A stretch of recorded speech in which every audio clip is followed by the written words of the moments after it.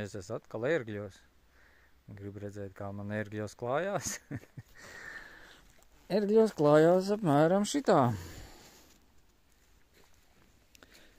Tur ir asfalts.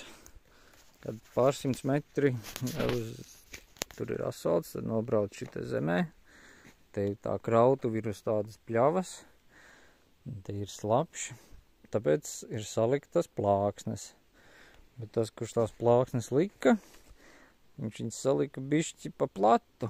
Viņas tā kā vajag bišķi tuvāk kopā, lai, ja savādāk tad riteņi tur karājās pāri. Un naktī līja lietus. Šorīt mēģināju iebraukt iekšā un noslidēja riteņi nost. Tā, protams, ir arī mana vaina, jo es jau biju tas, kurš brauc.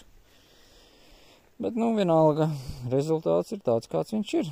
Priekšējie riteņi ir nost. Kur es jau te mēģināju šitien salikt akmeņus, tā kā rampus taisīt. Kur otrā pusē arī. Es tur sabāzu akmeņus apakšā, bet te ir tas cēliens diezgan stāvs sanāk. Un viņš īsti nevar uzvilkt to priekšriteni virsū.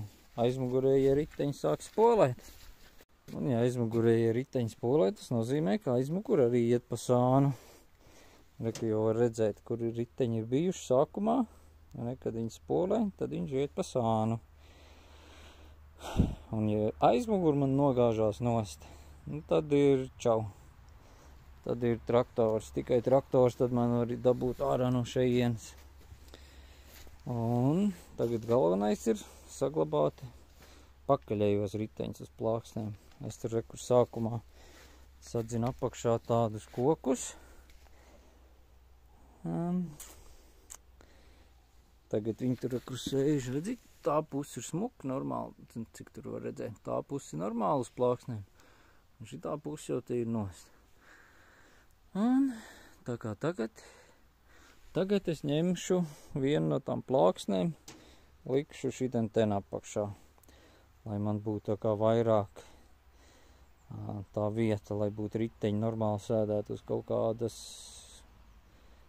kādas pamatnes. Un tad es jau mēģinu atkal uzbraukt augšā.